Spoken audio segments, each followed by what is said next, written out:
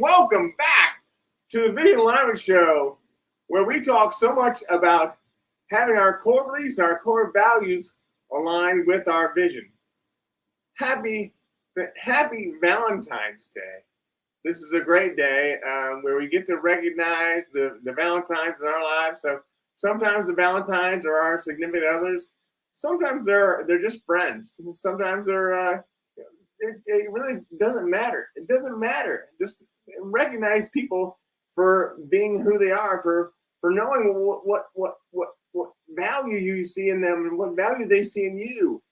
It's a beautiful thing to be able to do that. So I encourage you all to find some Valentines today. Maybe you didn't know you had. So that's important. And we also have a lot of good things coming up for you over the next few weeks, but I really want to make sure that we stay with what we have for today. We have today a special guest that's come back to us, and she knows so much about her core beliefs and her core values. There's no question that she is aligned with her vision. Without any further ado, I want to bring on our guest today. Without any further ado, our guest today, Miss Laura Staley. Good morning, Laura. Good morning, Brian. Happy Valentine's Day to you. Thank you so much. Valentine's. Yeah, thank you so much for having me on the show. And dare I say, you're a Valentine. Absolutely. Colleague and a friend. The same for you. Thank you. Wow. I appreciate you so much. I appreciate you coming back on. Oh, it's a pleasure to be back. Laura, I know we've talked a lot about things in the past when it comes to your books and what you've been able to do to help people. And CherishYourWorld.com obviously is a big thing for you to do. But we've also been talking a lot about disabilities and how we can lead, love, and encourage others that are different from us. So I have disabilities, but I think we all have disabilities. So if you would talk a little bit about what disabilities you might have and how you've been maybe seeing prejudice in that way for your disabilities. Wow. Well, I think for me, one of my disabilities, and it was so hidden, I think, from most people, is I lived terrified and traumatized for a great deal of my life. I endured many different types of traumas that I don't need to go into here, that were because often they are, bullies do things privately, right? And when you're a young child, you're kind of defenseless in the face of some of that. And so in my adulthood, I think I worked so hard to hide that internal world from other people. And I know we now have the expression imposter syndrome. And so there was just a lot of times that I felt fake. And I was scared to let people know just how terrified I actually was. Thank goodness I've done deep work to heal a lot of that internal world. But a lot of times you just don't know based on maybe somehow how a person smiles or how they're dressed, what they've actually lived through. And I've learned over time. I had an aunt, my mom's sister, who had cerebral palsy. So it was very visually apparent that she had challenges. She was also deaf. And I learned very quickly as a little girl to have great sensitivity to those physical differences and really tap into the being, the energy experience of another person. So I often call kind of the physical, the packaging, and it's not that I don't notice that. I'll notice when somebody, it looks different than I do, right? Or maybe acts differently than I do. And I often bring curiosity to that and wanting to understand the multifaceted, complicated human being that stands in front of me. Because we're not just one thing, Brian. We come with all of our life experiences and then how we responded or reacted to those life experiences, what shaped us, what contributed to us understanding our deepest values, right? To connect back to that. And I think for me, it's to have compassion for other human beings and work to understand what another person has lived through. And through that understanding, so I may have a very different experience, right? I also wore glasses as a little girl. I got glasses in second grade. That wasn't a hidden thing. It was very apparent, and I got teased and called four eyes and all of those kinds of things. And it wasn't pleasant, but I did even have a friend who thought having glasses was really cool, and she wished so badly she had a pair, and I was just kind of like, "You're kidding me, right?"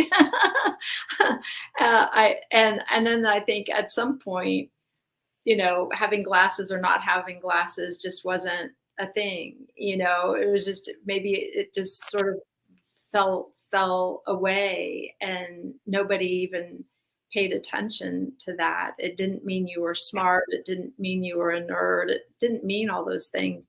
And then glasses just got fashionable, right? They weren't the thick Coke bottle, things that you're just like, oh gosh, could see like four of my eyes at the same time. So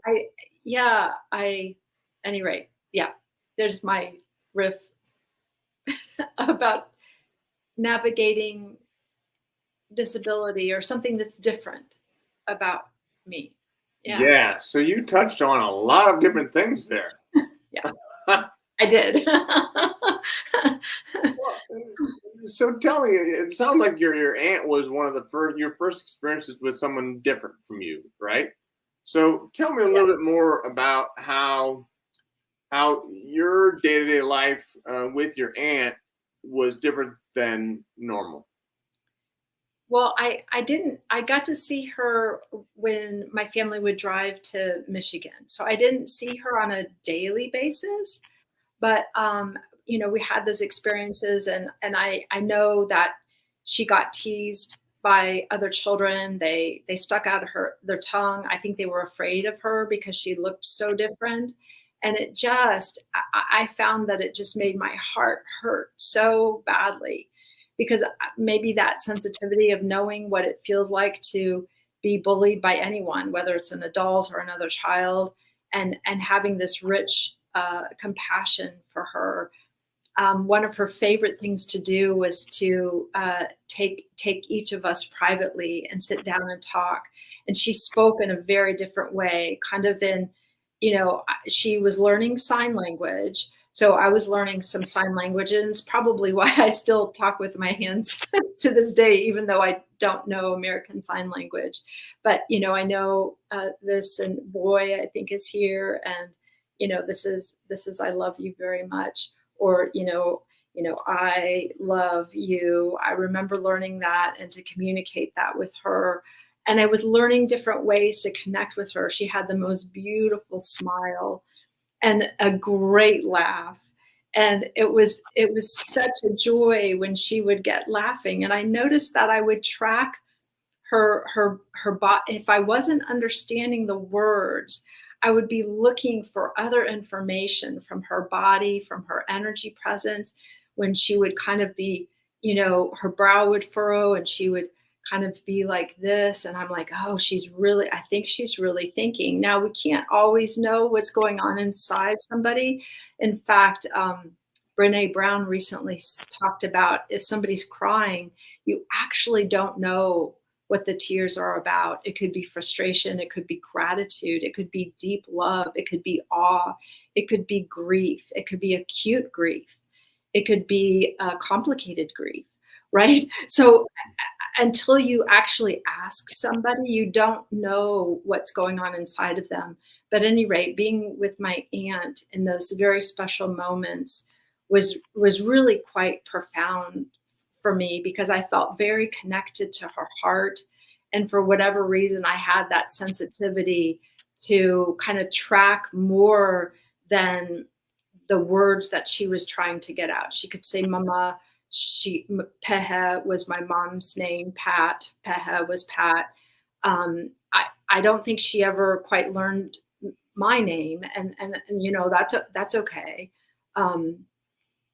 But and sometimes she'd get frustrated because she really wanted me to understand something, and then we would go talk to my grandmother and ask her, what was Marcia trying to communicate to me? What was my Aunt Marcia trying to say? But I think it sensitized me, Brian, in a way that it is just really rich and meaningful, and a deep compassion. Like I'll never not. It doesn't scare me. Sometimes different scares people. They'll see somebody in a wheelchair and they're like, or they'll see somebody whose body is different, shaped differently, or they're walking differently, they're speaking differently, and it'll scare them and they'll walk away.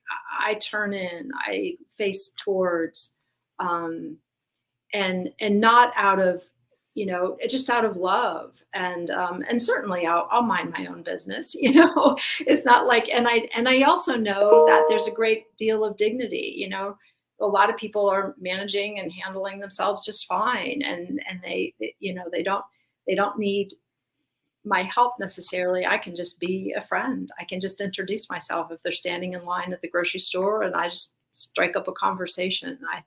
I've been known to do that. Yeah. No, I hear what you're saying there. So I love the aspect of the curiosity that you brought up. I mean, I would say that's really, for me, anyways. That's one of the ways where I get to know other people that are different from me. So, my kids probably think I'm crazy because I talk to so many people just to talk to them, but I think it's important for us all to understand, who other people are. Where do they come from? What triggers different emotions in you? What makes you think a certain way? There's so much that goes into this. Whether it's just there's a lot that goes into this. So. I guess from my perspective, I was wondering if you could tell us a little bit more about how you do this, how you come across with compassion and curiosity, and ask more questions if you can, just to find out a little bit more about them. So whether it's someone with cerebral palsy, or maybe someone that is different color than you, or maybe someone that's a different race, maybe they're vaccinated, not vaccinated, you name it. Right. Because there's the whole cornucopia. Wow. Well, sometimes it just comes up organically. The most recent experience really sort of astonished me. I accidentally bumped into this gentleman's car in a parking lot just last week.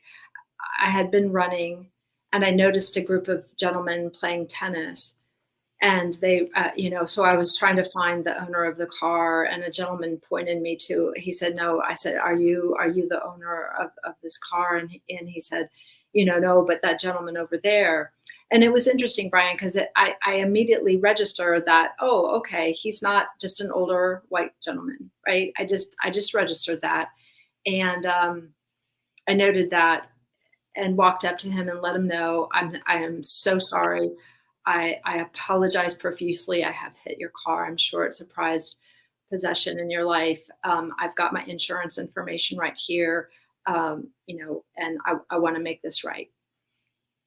And he just, he kind of gave me a look, but then he was like, wow, why have you stayed and told the truth? And I said, well, it's the right thing to do.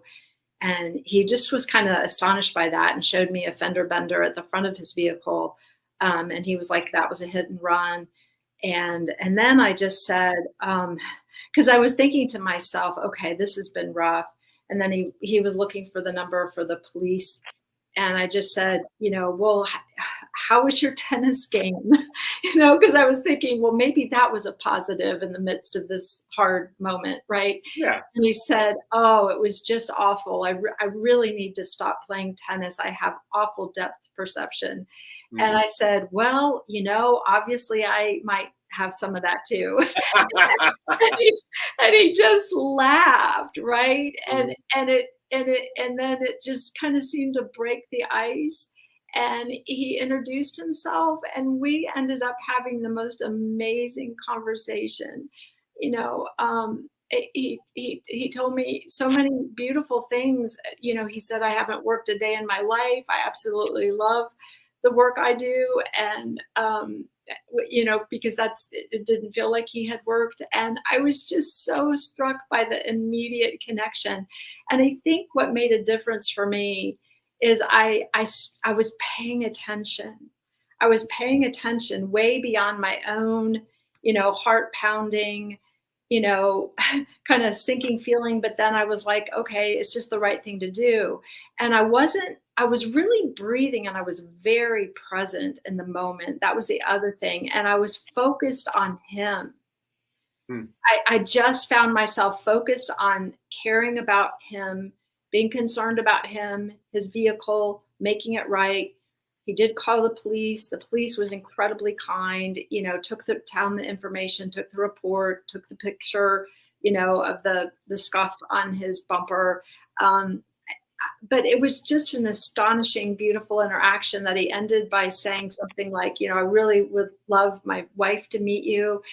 He totally loved his wife, married almost 60 years. And I mean, it was just amazing. And I think it was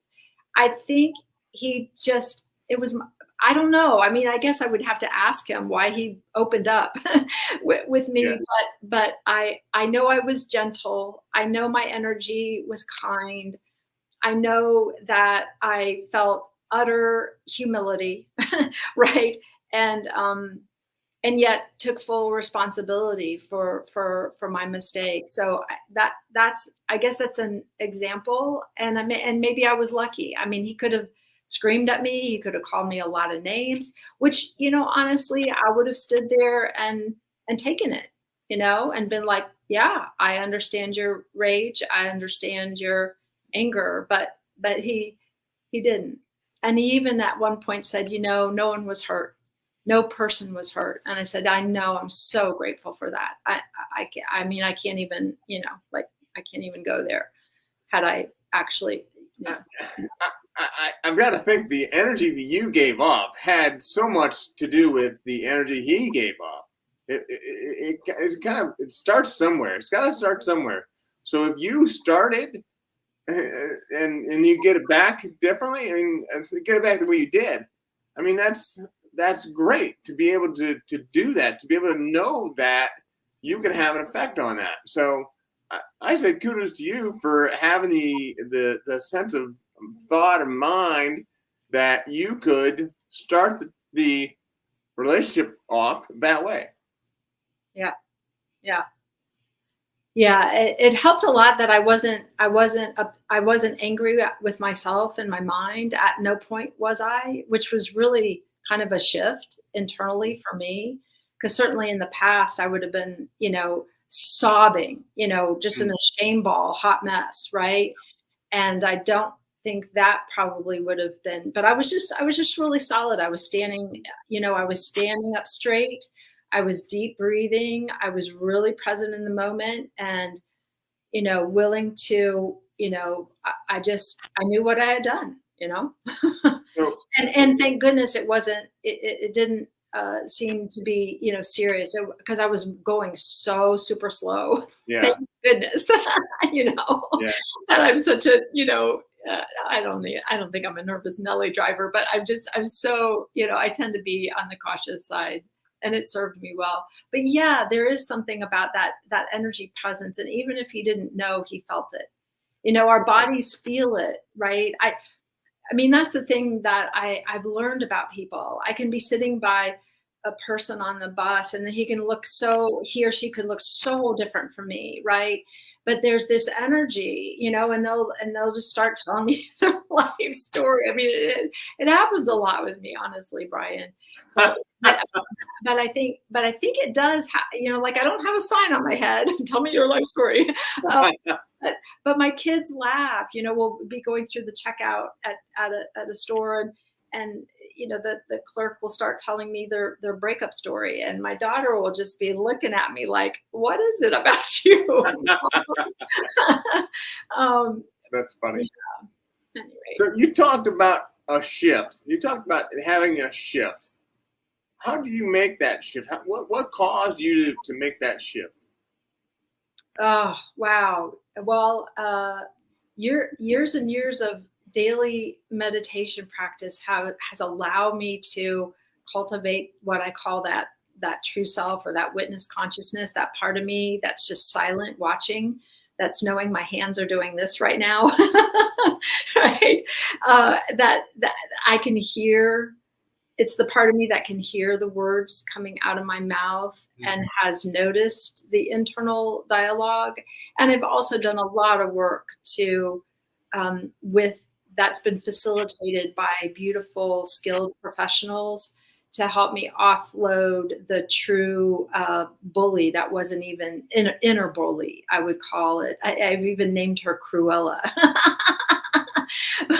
and mostly Cruella has gone on vacation, and I also know what triggers her, and I know it's not me. I know that voice isn't actually me. I know who I am is the witness of my words, of my thoughts, of my body sensations, and of my feelings. And that has made the biggest difference. And I know that self-judgment actually isn't helpful in forwarding a solution. So if I just stood there, being mad at myself, I wouldn't be concerned about him and his car, right? To just use that example again. And the truth was, it was about what had happened and what I could do going forward. But if I stayed in that place of self-incrimination, that do loop wasn't going to get me out and focused on him. So focusing out on others and paying attention to what has transpired in the interaction is so much more helpful. And that helps me in the shift. So being calm, being centered and grounded has really come out of quiet, my Tai Chi practice even. Yoga practice has supported me immensely because it's gotten me quiet inside. And so no matter what happens, I find that I'm able to respond with that humility and compassion with myself and with the other people involved. It's made a huge difference. So it's a lot quieter up here. Not in every moment. It's still busy in there. But it's not a busyness out of fear. It's more of a creativity or an introspection or connecting dots or that kind of thing.